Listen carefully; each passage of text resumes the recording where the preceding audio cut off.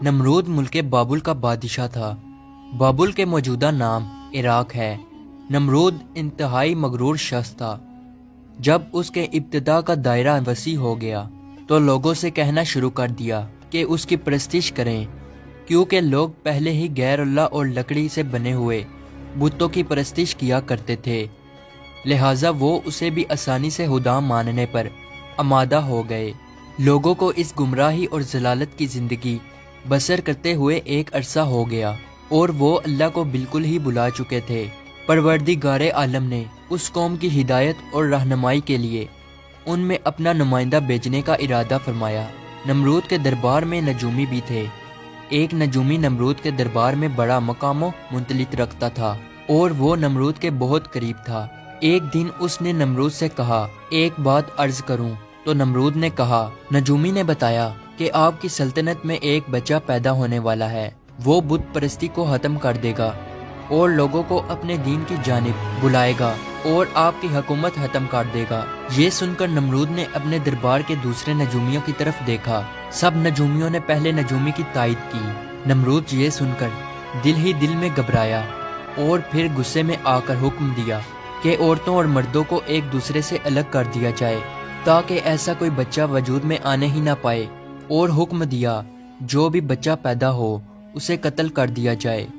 नमरूद के मुंह से इस हुक्म का निकलना था कि बाबुल में पैदा होने वाले बच्चे कत्ल किए जाने लगे। कहते हैं कि नमरूद के हुक्म पर इस मरदूद के जल्लातों ने 1,00,000 बच्चे कत्ल किए। नादान नमरूद ये समझता था कि हैलों से वो खुदा ताला के इरादे के आगे बांध सकेगा। इसी मुल्क बाबुल में एक खातून थी जिनका नाम तारीख ने नोना बताया है। नोना उस वक्त हामला थी, लेकिन उनके हमल के असर को अल्लाह ने छुपा दिया। जब उनके बच्चे की पैदाइश का वक्त आया तो वो नमरूद के खौफ से शहर से बाहर चली गई और वहां पहाड़ के एक गार में पनाह ले ली। उन्होंने अपने बच्चे को उसी गार में जन्म दिया और फिर बच्चे को लेटाकर फिर खुदा से दुआ की, ऐ खुदा, मैं अपने जिगर के टोटे को इस गार में लटा कर जा रही हूँ। उन जालिमों से तू ही इसको बचाना जो मासूमों के खून के प्यासे हैं। फिर उन्होंने बच्चे को बोसा दिया और गार के तहखाने को पत्थरों से बंद कर दिया और वापस शहर को लौट गई। जब दूसरे दिन गार में अपने बच्चे को देखने आई तो देखा उनका बच्चा अंगूठा चूस रहा है। उस बच्चे के अंगूठे से दूध जारी था। ये बच्चा कोई और नहीं बल्कि हजरत इब्राहीम अलैहिस्सलाम थे। अल्लाह रब्बुल इज़्ज़त ने हजरत इब्राहीम अलैहिस्सलाम के अंगूठे में दूध पैदा कर दिया था और यूं हजरत इब्राहीम अलैहिस्सलाम को गज़ा पहुंचती रही। इस गज़ा से हजरत इब्राहीम अलैहिस्सलाम दिन में इतना बढ़ते थे कि जहां एक आम बच्चा महीने में बढ़ता है। आप अलैहिस्सलाम की माँ आपको देखने की गर्ज से रोज़ाना गार में आती। जब आप अलैहिस्सलाम की उम्र 2 साल हो गई तो वो बातें करने लगे, और जब आपकी उम्र 7 साल को पहुंची तो आपकी वालिदा ने बड़ी बड़ी बातें और इहलाक सिखाने लगी। कमज़ोरों की मदद करना और अल्लाह रब्बुल इज़्ज़त के गुजरे हुए पैगंबरों के वाक़यात सुनाया करती। मगर उन्हें क्या मालूम था कि वो जिस बच्चे की तालीम और तरबियत में लगी हुई हैं वो खुद ही एक पैगंबर हैं। आप अलैहिस्सलाम ने अपनी ज़िंदगी के 13 साल उसी गार में गुजारे। उन्होंने एक दिन अपनी माँ से कहा, माँ, मुझे भी अपने साथ शहर ले चलें। माँ ने जवाब दिया, बेटा, शहर में तुम्हारे लिए खतरा है। इसलिए हज़रत इब्राहीम अलैहिस्सलाम रात को उस गार से निकलकर शहर में दाखिल हुए। हज़रत इब्राहीम अलैहिस्सलाम का एक चचा था जिनका नाम आज़र था। यहाँ पे एक नुक्ते की वजाहत करता चलूँ तो रात में आज़र को हज़रत इब्राहीम अलैहिस्सलाम का चचा कहा गया है, जबकि उनके वालिद का नाम तारिक था। कुरान मजीद में उनके वालिद का नाम आज़र कहा गया है। बहुत से उल्मा का अजमा है कि आज़र हज़रत इब्राहीम अलैहिस्सलाम का बाप ना था बल्कि उनके वालिद तारिक थे और वो मुसलमान थे। अरबाब नस्ब का भी इसी पर इत्तफाक है कि हज़रत इब्राहीम अलैहिस्सलाम के वालिद तारिक थे। लिहाजा कुरान मजीद और अक्सर हदीसों में जो आज़र को बाप कहा गया है वो मजाज के तौर पर है, क्योंकि वो हज़रत अलैहिस्सलाम का चचा था और अरब में ये रिवाज है कि चचा को बाप कहते हैं। या ये भी हो सकता है कि वो आपका चचा ही रहा हो और तारक की वफात के बाद ان کی والدہ سے عقد کیا ہو اور آپ کی تربیت کی ہو، اسی سبب سے اس کو باپ کہا گیا ہے۔ آزر مٹی، پتھر، لکڑی کے بت بناتا، ان کو خود پوجتا اور لوگوں کے ہاتھوں فروخت کراتا تھا۔ اس طرح اس کا کاروبار بہت پھیلا ہوا تھا۔ آزر کے بیٹے بھی بت فروشی کرتے تھے۔ جب حضرت ابراہیم علیہ السلام غار سے نکل کر شہر میں گئے اور اپنے چچا آزر کے پاس پہنچے تو آزر نے حضرت ابراہیم علیہ السلام کو بھی اپنے بیٹوں کے ساتھ بت بیچنے کے لیے بھیج دیا۔ حضرت ابراہیم علیہ السلام نے بتوں کے گلے میں رسی باندھی اور انہیں زمین پر گھسیٹتے ہوئے لے گئے، جس سے وہ مٹی، کیچڑ اور کوڑا کرکٹ سے آلودہ ہو گئے۔ پھر آواز لگائی، اے لوگو، آؤ اور مجھ سے وہ بت خریدو جو بے جان ہے، عقل و ہوش سے خالی ہیں اور کوئی نفع یا نقصان نہیں پہنچا سکتے۔ بتوں کے ساتھ حضرت ابراہیم علیہ السلام کا یہ سلوک بت پرستوں کی نظر میں بے حد توہین آمیز تھا۔ پھر بات یہاں تک آ پہنچی، آزر نے حضرت ابراہیم علیہ السلام کو اس بارے میں نصیحت کی۔ ایک دن حضرت ابراہیم علیہ السلام نے اپنے چچا سے پوچھا، چچا جان، آپ لکڑی اور مٹی کے بت بناتے ہیں جو نہ بول سکتے ہیں، نہ سن سکتے ہیں، نہ آپ کو کوئی نفع یا نقصان پہنچا سکتے ہیں۔ آزر نے چونک کر پوچھا، کیا تم ہمارے خداؤں کے مخالف ہو؟ دیکھو، آئندہ اس طرح کی بات زبان پر نہ لانا، ورنہ تمہیں سزا ہوگی۔ اس کے بعد حضرت ابراہیم علیہ السلام لوگوں سے مخاطب ہوئے اور کہا، پرستش اور سجدے کے لائق نہ نمرود ہے اور نہ یہ بت ہیں۔ لائق عبادت صرف اللہ تعالیٰ کی ذات ہے، جس نے ساری کائنات کو بنایا، جس نے پوری دنیا کو پیدا کیا۔ حضرت ابراہیم علیہ السلام کا نام اور پیغام تیزی سے پھیلنے لگا۔ لوگ ان کی بات غور سے سننے لگے۔ جب ان کی شہرت نمرود تک پہنچی تو اس نے اپنے دربار کے لوگوں سے پوچھا، یہ کون نوجوان ہے جس نے ایک ہنگامہ کھڑا کر دیا؟ درباری بولے، اس کا نام ابراہیم ہے جو آزر کے گھر میں جوان ہوا ہے۔ نمرود نے حکم دیا کہ اسے فوراً میرے سامنے پیش کیا جائے۔ نمرود کے بھیجے ہوئے لوگ حضرت ابراہیم علیہ السلام کے پاس آئے اور انہوں نے نمرود کا پیغام انہیں پہنچایا۔ حضرت ابراہیم علیہ السلام نمرود کے پاس پہنچے۔ نمرود نے پوچھا، نوجوان، تم جس خدا کی بات کرتے ہو وہ کون ہے؟ تو حضرت ابراہیم علیہ السلام نے جواب دیا، میرا خدا وہ ہے جو لوگوں کو زندگی اور موت دینے کی قدرت رکھتا ہے۔ نمرود نے کہا، یہ تو میں بھی کر سکتا ہوں، اور اس نے ایک ایسے مجرم کو آزاد کر دیا جسے موت کی سزا کا حکم سنایا جا چکا تھا، اور ایک ایسے آدمی کو پھانسی دے دی جس کا کوئی جرم نہیں تھا۔ پھر کہنے لگا، اب بولو، میرے خدا ہونے میں تمہیں کیا شک ہے؟ میں بھی تو جس کو چاہوں زندگی بخش دوں اور جس کو چاہوں موت بخش دوں۔ حضرت ابراہیم علیہ السلام نے فرمایا، اگر تو سچا ہے تو جس کو قتل کیا ہے اس کو زندہ کر کے دکھا۔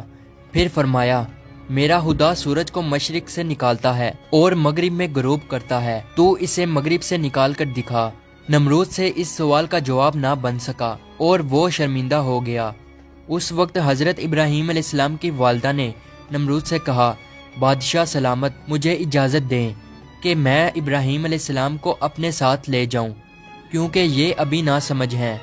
آزر بولا، بادشاہ سلامت، آپ ابراہیم علیہ السلام کو گھر جانے کی اجازت دے دیں، میں اسے آپ کی اور بتوں کی توہین سے باز رکھنے کی ضمانت دیتا ہوں۔ نمرود نے کہا، میں تمہاری خاطر ابراہیم علیہ السلام کو معاف کرتا ہوں، لیکن اگر اس نے آئندہ کوئی ہنگامہ کھڑا کیا تو میں اسے زندہ جلا دوں گا۔ ابراہیم علیہ السلام اس واقعہ کے بعد اپنے مشن سے باز نہ آئے، اور انہوں نے ایک دن آزر سے کہا، چچا جان، یہ بت کیا ہے جن کو آپ خود بناتے ہیں اور خود پوجتے ہیں اور خود ہی ان کو خدا مانتے ہیں؟ آزر یہ بات سنتے ہی بگڑ گیا اور اس نے کہا، ابراہیم، فوراً میرے گھر سے نکل جاؤ، میں تمہیں مزید برداشت نہیں کر سکتا۔ ابراہیم علیہ السلام یہ کہتے ہوئے گھر سے نکلے۔ چچا جان، آپ نہیں مانتے تو میں جاتا ہوں، مگر میں اپنے مشن سے باز نہیں آؤں گا، کیونکہ میں خدا سے ڈرتا ہوں اور ان بتوں سے یا نمرود سے نہیں ڈرتا۔ حضرت ابراہیم علیہ السلام نے اپنے چچا کے گھر سے الگ اپنا کوئی انتظام کر لیا اور وہاں سے چلے گئے، مگر اپنے قول کے مطابق اللہ کی بندگی کی دعوت دیتے رہے اور بتوں کی خدائی کا انکار کرتے رہے۔ ملک بابل کے لوگ ہر سال ایک عید منایا کرتے تھے، اور اس دن कुछ खसूसी काम अंजाम दिया करते थे। चनाचा वो लोग सारा दिन शहर से बाहर गुजारते थे। एक दफ़ा जब ईद का दिन आया और वो लोग शहर से बाहर चले गए तो हज़रत इब्राहीम अलैहिस्सलाम अकेले उस शहर में रह गए। जब हज़रत इब्राहीम अलैहिस्सलाम ने देखा कि शहर खाली है और बुत खाने का कोई मुहाफिज भी नहीं है, हज़रत इब्राहीम अलैहिस्सलाम ने एक कुल्हाड़ा लिया और बुत खाने में जा पहुँचे। उस आलीशान बुत खाने को देखने लगे जिसको बड़ी नफासत के साथ सजाया गया था। उसमें मुख्तलिफ बुतों को उनके मुताबिक तरतीब में रखा गया था। तब आपने उन बुतों का मजाक उड़ाने के लिए खाना उनके आगे रखा जो आप साथ ले गए थे। आपने उनसे कहा, क्या तुम खाना खाओगे? जब बुतों की तरफ से कोई जवाब ना मिला तो कहा, तुम बोलते क्यों नहीं? लेकिन अब भी कोई जवाब ना मिला। इस पर हज़रत इब्राहीम अलैहिस्सलाम ने कुल्हाड़ा उठाया और एक किनारे से बुतों को तोड़ना शुरू किया। सारे बुत चिकनाचूर कर दिए। आखिर में सबसे बड़े बुत के कंधे पर कुल्हाड़ा रखा और बुत खाने से चले गए। जब शहर के लोग वापस लौटे तो अपने बुत खाने में गए। वहाँ जो उनके बुतों का हशर था, ये देखकर वो बहुत हैरान और परेशान हो गए। लोग सोच में मुब्तला थे कि ये सब कुछ किसने किया है। सब लोगों की जुबान पर एक ही अल्फाज था कि किसने हमारे खुदाओं के साथ ऐसा सलूक किया है। बाज़ लोगों ने कहा, हमने एक नौजवान को बुतों की बुराई बयान करते हुए सुना है कि जिसका नाम इब्राहीम है। वो बुतों की इबादत को बेअक्ली का काम समझता है और उसने हमें लानत मलामत भी की थी। इसलिए मुमकिन है कि ये काम उसने ही किया हो। इस तरह हज़रत इब्राहीम अलैहिस्सलाम पर शक जाहिर करने के बाद उन पर एक मुकदमा चला। उन्होंने हज़रत इब्राहीम अलैहिस्सलाम से पूछा, क्या हमारे खुदाओं के साथ ये सलूक तुमने किया है? तो हज़रत इब्राहीम अलैहिस्सलाम ने बड़े इत्मीनान से जवाब दिया, ये बात इस बड़े बुत से पूछो कि जिसके कंधे पर कुल्हाड़ा है। उस शख्स ने कहा, वो तो बोल नहीं सकता। हज़रत इब्राहीम अलैहिस्सलाम ने जवाब दिया, जी हाँ, बोलना तो दूर की बात है, अगर इसकी आंख पर कोई मक्खी भी बैठ जाए तो ये उसे भी उड़ा नहीं सकता। भला दूसरे को कोई नफा या नुकसान क्या पहुंचाएगा? मगर ताज्जुब की बात यह है कि तुम लोग फिर भी इस मजबूर लाचार को खुदा मानते हो, इसको सजदा करते हो और इसकी पूजा करते हो। बस नहीं करते हो तो उस खुदा की इबादत जिसने सारी कायनात को पैदा किया और जो हर चीज पर कुदरत रखता है। लोगों ने हज़रत इब्राहीम अलैहिस्सलाम की बातें बड़े गौर से सुनी और सोचने लग गए कि वाकई ही नौजवान सच कहता है। सचमुच लकड़ी, मिट्टी और पत्थर की मूर्तियों में क्या ताकत है। लेकिन एक आदमी के दिल पर आप अलैहिस्सलाम की बातों का उल्टा ही असर हुआ।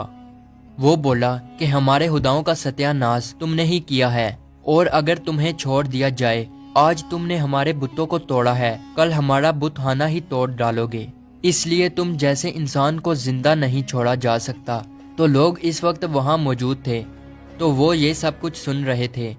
ये शख्स नमरूद का भेजा हुआ जज था। लोग खड़े इस बात का इंतजार कर रहे थे कि देखें नौजवान के लिए क्या सजा तजवीज़ की जाती है। इस सजा को सुनने के लिए उन्हें ज्यादा इंतजार ना करना पड़ा। जज बोला, इब्राहीम, तुम्हारे इस जुर्म की सजा ये है कि तुम्हें जिंदा जला दिया जाएगा और तुम्हारी खाक हवा में उड़ा दी जाएगी। इब्राहीम अलैहिस्सलाम ने कहा, मैं तुम्हारे इस फैसले से नहीं डरता। जिंदगी और मौत का मालिक मेरा अल्लाह है। मैं जो कुछ कह रहा हूँ वो हक है और मेरा अल्लाह सुन रहा है। जज ने हज़रत इब्राहीम अलैहिस्सलाम को जो फैसला सुनाया, नमरूद ने इस पर अमल दरामद करने के लिए फौरन तैयारी शुरू कर दी। उसने उस शहर और इधर उधर के इलाके में ऐलान करा दिया, हमारे बुतों को तोड़ने और उनकी तौहीन करने वाले नौजवान को जिंदा जलाने के लिए सब लोग ईंधन इकट्ठा करें। इधर बुतखाने के पुजारियों ने भी ऐलान किया, जो लोग अपनी किसी मुराद के पूरा होने के लिए ईंधन जमा करेंगे, उनकी मुराद पूरी होगी। इस ऐलान को सुनकर लोगों ने ज्यादा से ज्यादा ईंधन जमा करना शुरू कर दिया। इधर शहर के तमाम लोगों ने लकड़ियों को इकट्ठा करना शुरू कर दिया। उधर इब्राहीम अलैहिस्सलाम कैद कर लिए गए। लोगों ने ईंधन के लिए लकड़ियों को इकट्ठा करके एक जगह उसका स्टाल लगा दिया। इसके बाद उन लकड़ियों को आग लगाई गई। जब शोले भड़क उठे तो हजरत इब्राहीम अलैहिस्सलाम को कैद खाने से निकाल कर लाया गया। जब उन्हें उस मैदान में लाया गया जहां आग जलाई गई थी, तो आप अलैहिस्सलाम उस आग को देखकर हंस पड़े। हजरत इब्राहीम अलैहिस्सलाम ने उस ऊंचे मीनार को भी देखा جو میدان سے کچھ دوری پر تعمیر کیا گیا تھا، جس میں ایک خوبصورت کمرہ تھا جہاں نمرود کے ساتھ اس کے وزیر اور بشیر بیٹھے تھے۔ کہتے ہیں کہ یہ آگ اس قدر شدید تھی کہ اس کے اوپر سے پرندہ گزر نہیں سکتا تھا۔ چنانچہ جب حضرت ابراہیم علیہ السلام کو لایا گیا تو ان لوگوں کو یہ معاملہ پیش آیا کہ اب ابراہیم کو آگ میں کیسے پھینکا جائے۔ اس دوران شیطان نے ان لوگوں کے دماغ میں منجنی کا تصور ڈالا۔ حضرت امام جعفری صادق علیہ السلام سے منقول ہے کہ منجنی دنیا میں سب سے پہلے حضرت ابراہیم علیہ السلام کے لیے کوفہ میں قصار نامی ایک نہر کے کنارے بنائی گئی اور وہ قریائے کنتانہ میں بنائی گئی۔ اس منجنی کو شیطان نے بنایا تھا۔ چنانچہ حضرت ابراہیم علیہ السلام کو منجنی کے ذریعے آگ میں پھینک دیا۔ اس وقت آسمان و زمین سے فریاد بلند ہوئی اور کائنات کی ہر ایک شے نے ابراہیم علیہ السلام کی امداد کی خواہش کی۔ زمین نے کہا، پروردگار، مجھ پر سوائے ابراہیم علیہ السلام کے تیری عبادت کرنے والا کوئی اور نہیں ہے، کیا تو راضی ہے کہ لوگ اسے جلا دیں؟ فرشتوں نے کہا، تیرے خلیل ابراہیم علیہ السلام کو لوگ جلاتے ہیں۔ حق تعالیٰ نے فرمایا، اگر مجھ سے وہ مدد طلب کرے گا تو میں یقیناً قبول کروں گا۔ جبرائیل علیہ السلام نے کہا، خداوند، تیرے خلیل حضرت ابراہیم علیہ السلام کے سوا زمین پر تیری عبادت کرنے والا کوئی نہیں ہے۔ تو نے ان کے دشمنوں کو ان پر مسلط کر دیا ہے تاکہ ان کو آگ میں جلا دیں۔ حق تعالیٰ نے فرمایا، خاموش ہو جا، ایسی بات تیرے جیسا بندہ ہی کہہ سکتا ہے جو ڈرتا ہے کہ کوئی امر اس کے قبضہ اختیار سے باہر ہو جائے گا۔ وہ میرا بندہ ہے، جس وقت چاہوں گا اس وقت بچا لوں گا۔ اگر وہ مجھ سے دعا کرے گا تو میں قبول کروں گا۔ پھر ابراہیم علیہ السلام نے اپنے پروردگار سے دعا کی، یا اللہ یا واحد یا من لم یلد ولم یولد ولم یکن لہ کفوا احد نجینی من النار۔ اس وقت جبرائیل علیہ السلام نے حضرت ابراہیم علیہ السلام سے ہوا میں ملاقات کی جبکہ وہ منجنی سے جدا ہو چکے تھے، اور پوچھا کہ اے ابراہیم علیہ السلام، کوئی حاجت مجھ سے ہے؟ آپ علیہ السلام نے فرمایا، تم سے کوئی حاجت نہیں ہے، لیکن عالموں کے پروردگار سے میری حاجت ضرور ہے۔ اس وقت جبرائیل علیہ السلام نے ان کو ایک انگوٹھی دی جس پر نقش تھا، لا الہ الا اللہ محمد الرسول اللہ۔ پھر خدا نے آگ کو وحی کی، کونی برتن یعنی سرد ہو جا۔ اس کے ساتھ ہی آگ سرد ہو گئی اور وہاں جبرائیل علیہ السلام آئے اور آگ کے ساتھ بیٹھ کر گفتگو میں مشغول ہو گئے۔ ان کے چاروں طرف گلو لالا پیدا ہو گئے۔ کہتے ہیں کہ جب آگ جل رہی تھی تب چھپکلی آگ کو پھونکتی تھی اور مینڈک پانی لا کر اس پر پھینکتا تھا تاکہ اس کو بجھا دیں، اور جب خدا نے وحی کی کہ سرد ہو جا، 3 روز تک دنیا کی تمام آگ میں گرمی باقی نہ رہی تھی، اور یوں اللہ تعالیٰ نے اپنے پیغمبر حضرت ابراہیم علیہ السلام کو اتنی بڑی آگ سے محفوظ رکھا۔ یہ سارا معاملہ دیکھنے کے بعد نمرود ابراہیم علیہ السلام کے پاس پہنچا اور بولا، نوجوان، ہمیں تعجب ہے کہ تمہارا حکم آگ پہ چلتا ہے۔ ابراہیم علیہ السلام نے جواب دیا کہ یہ تمام میرے خدا کی قدرت ہے۔ نمرود حضرت ابراہیم علیہ السلام کی غرمت کو تو اپنی آنکھوں سے دیکھ چکا تھا، مگر وہ آپ کی باتوں کو تسلیم کرنے کے لیے پھر بھی تیار نہ ہوا۔ نمرود کو لگا کہ کہیں لوگ حضرت ابراہیم علیہ السلام پر ایمان نہ لے آئیں۔ اس نے فوراً لوگوں کو لالچ دے کر اور کچھ کو ڈرا دمکا کر بہکایا۔ اس واقعہ کے بعد اس نے حکم دیا کہ انہیں شہر بدل کر دیا جائے تاکہ کوئی شخص ان کا پیرو نہ بنے اور ان کا دین اختیار نہ کر سکے۔ حضرت ابراہیم علیہ السلام خود بھی نمرودیوں کے ساتھ ان کے شہر میں رہنے سے خوش نہ تھے، اس لیے وہ شہر چھوڑنے پر آمادہ ہو گئے۔ چنانچہ انہوں نے اپنی بکریاں اکٹھی کی اور انہیں اپنے ساتھ لے کر روانہ ہو گئے۔ کیونکہ آپ کے پاس بہت بکریاں اور دوسرا سامان بھی تھا، اس لیے نمرود نے حکم دیا کہ یہ سارا سامان ضبط کر لیا جائے۔ حضرت ابراہیم علیہ السلام نے کہا، اگر تم میری بھیڑ بکریاں اور مال لینا چاہتے ہو تو میں نے اس سرزمین میں اپنی جتنی عمر گزار کر یہ بھیڑ بکریاں جمع کی ہیں، تم میری وہ عمر لوٹا دو اور پھر میرا مال ضبط کر لو۔ جب بات بڑکی تو یہ مقدمہ نمرود کے ایک منصف کے پاس پہنچا۔ اس نے فریقین کے بیانات سننے کے بعد فیصلہ حضرت ابراہیم علیہ السلام کے حق میں دے دیا۔ تب آپ اپنی بکریاں اور دوسرا سامان لے کر اپنی بیوی سارہ اور اپنے بھتیجے حضرت لوط علیہ السلام کے ہمراہ بابل چھوڑ کر چل دیے۔ اکثر مورخوں اور بعض مفسروں نے ذکر کیا ہے کہ آگ سے نجات کے بعد حضرت ابراہیم علیہ السلام نے نمرود کو دین حق کی دعوت دی۔ اس شکی نے کہا میں تمہارے خدا سے جنگ کروں گا، اور ایک دن مقرر کیا۔ اس روز نمرود بے شمار لشکر لے کر میدان میں آیا۔ ابراہیم علیہ السلام تنہا اس کے مقابلہ میں کھڑے ہوئے، یہاں تک کہ حق تعالیٰ نے سب سے کمزور مخلوق مچھر کو بھیجا، جن سے فضا تاریک ہو گئی، اور وہ لشکر والوں پر حملہ آور ہوئے اور ان کے سر اور ناک میں لپٹ گئے، یہاں تک کہ سب کے سب باغ کھڑے ہوئے۔ نمرود بھی ذلیل و رسوا ہو کر واپس آیا، لیکن پھر بھی ایمان نہ لایا۔ تو خدا نے ایک کمزور مچھر کو حکم دیا کہ اس کے دماغ میں گھس جا، تو وہ اس کے دماغ میں جا کر اس کا مغز کھانے لگا۔ نمرود اس قدر بے چین ہو گیا کہ چند آدمیوں کو مقرر کیا کہ چپل کی باریک نوک اس کے سر پر ماری جائے۔ نمرود کو اسی حالت میں 40 سال گزر گئے، تو وہ ایمان نہ لایا، بالآخر اسی حالت میں مر گیا۔